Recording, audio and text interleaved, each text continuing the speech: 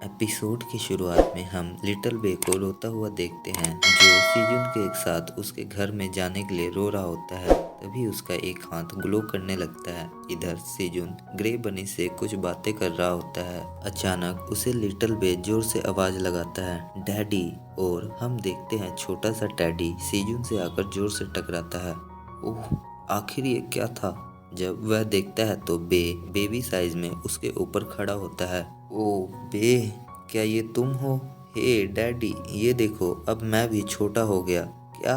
पर ये कैसे हुआ? तुम तो पहले जितने ही छोटे हो गए जब तुम हमसे पहली बार मिले थे। जब सीजुन उसे ध्यान से देखता है तो उसे पता चलता है कि लिटिल वे अब क्रिम्सन ग्रिजली हनी बियर में इवॉल्व हुआ है। ओह, इसका मतलब तुम भी ब्लैकी और हबी की तरह ही हनी बियर में इवॉल्व हुए हो। इसका मतलब अब तुम बड़े नहीं होगे। ये सुन बे बड़े होने का ट्राई करने लगता है और वह पहले से भी बड़ा साइज का हो जाता है।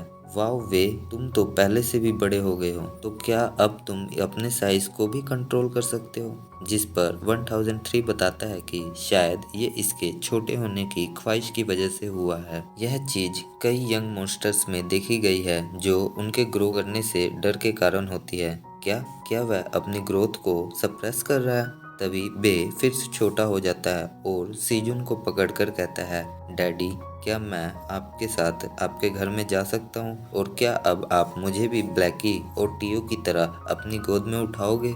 जो सुन सीजुन इमोशनल हो जाता है। ओह मेरे प्यारे बे, मैं देख सकता हूँ कि तुम मेरी अटेंशन चाहते हो। सॉरी, मैं ये पहले जान ना सका। आओ चलो, मैं तुम्हें अपना घर दिखाता हूँ। और हाँ, तुम्हारे लिए अब मैं अपने साथ एक बेड भी तैयार करवाऊंगा। Hurray, love you daddy. Scene cut होकर हमें डोनशिक का दिखाया जाता है जो उन्हीं स्वीट पोटैटोज को देख रहा होता है जिन्हें टियो गलती से अपने साथ लेकर आया था। ये क्या है टियो? इन्हें सोलर स्वीट पोटैटोज कहते हैं क्या? और उसे लेकर जब वह उनका स्टेट्स चेक करता है तो उसे पता चलता है कि इसे खाने से 200 ग्राम फैट डिसोल्व और खाने वाले को 5 आवर्स के लिए फायर रेजिस्टेंट और 24 आवर्स तक कोल्ड से बचाएगा। ये देख डोनशिक हैरान होता है। इसका मतलब मास्टर टाइजुन जो कोरियन लेजेंड है और ऐसा इकलौता पर्सन जो 52nd फ्लोर पर गया था जहां उस फ्लोर के बॉस मॉन्स्टर वाइल्ड बोर से खतरनाक उन्होंने बैटल किया जो टाई हो गया। लेकिन इस बैटल की वजह से उन्हें फ्लेम कर्स मिल गया जिसकी वजह से उसके साथ कुछ भी टच होते ही जल जाता है और इस कर्स को केवल उस बोर मॉन्स्टर को किल करके ही क्योर किया जा सकता था। इस सोलर स्वीट पोटैटो की वजह से वह अपने कर्स से कुछ टाइम तक फ्री हो पाएंगे जिसके बाद उस मॉन्स्टर को किल कर इस कर्स को अंडो कर सकते हैं और इससे हमारा लेजेंड वापस आ जाएगा। यह अनियन लीव्स भी है जो हमारी रेड क्लियर करने में हेल्प करेंगे। थैंक्स टियो, मुझे इन सब की बहुत ज़रूरत थी। जो सुन टियो खुश होता है। वाह, जब डोनशिक ने इसे एक्सेप्ट कर ही लिया है तो अब मेरी गलती को कोई पहचान नहीं पाएगा। और वह ये सब चीज़ें डोनशिक को दे देता है जिसके बाद वह अपने टीममेट्स के पास वापस आ जाता है और उन्हें टीओ द्वारा दिए टमाटोस और अनियन लीव्स दिखाता है। क्या ये तुम्हें उस पैडलर ने दिया है? हे, तो क्या कहते हो, क्यों ना हम यहाँ नीचे जाने की बजाय वे पॉइंट्स को क्लियर करके ही चले?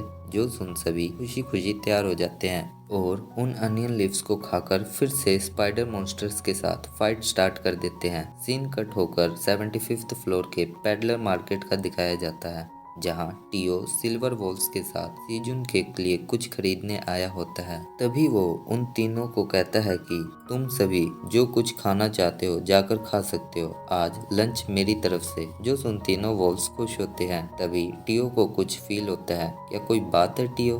वेट, मुझे उस तरफ से कुछ सेंस हो रहा है। और ऐसा कह वह एक शॉप पर एक रिंग के पास आ जाता है। वाओ, ये वही चीज है। तभी वो देखता है कि किसी और ने भी उस पर हाथ रखा होता है। मेरे सामने से हट जाओ, ये मेरा है।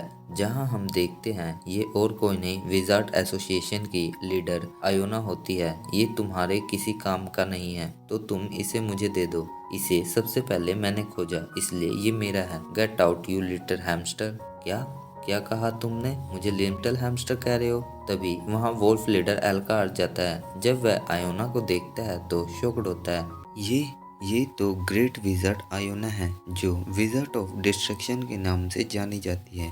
मैंने इस स्टाफ को देखा है जो एक लेजेंडरी डिवाइन आइटम है जिसे एक बार फेरने से पहाड़ों के चिथड़े उड़ जाते हैं और 2 बार फेरने से सुनामी आ जाती है। आखिर ये यहाँ क्या कर रही है? तभी आयोना टीओ से कहती है कि क्या तुम नहीं जानते कि मैं कौन हूँ?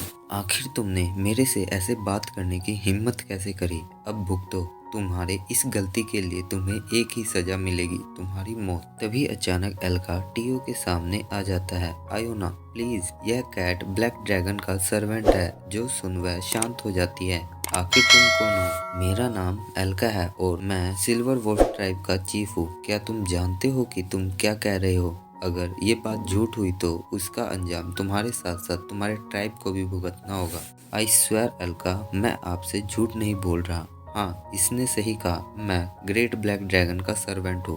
ओह, अगर ऐसा है तो ये बात मुझे साबित करके दिखाओ। वो कैसे? Take me to the black dragon. जिस पर टीओ उसे साफ मना कर देता है। मैं फ्री में ही तुम्हें ब्लैक ड्रैगन के पास नहीं ले जाऊंगा। टीओ की ऐसी बात सुनकर एल्का परेशान हो जाता है। टीओ, आखिर तुम क्या करना चाहते हो? तुम उसे फिर से नाराज मत कर देना। इधर टीओ आयोना से कहता है, मैं ब्लैक ड्रैगन का सर्वेंट होने के साथ साथ एक पैडलर भी हूँ, इसलिए अगर तुम्हें ब्लैक ड्रैगन से मिलना है तो उसके लिए तुम्हें पे करना पड़ेगा। जो सुन आयोना हंसने लगती है। मुझे तुम्हारा कॉन्फिडेंस पसंद आया। फाइन, तो बताओ तुम्हें क्या चाहिए?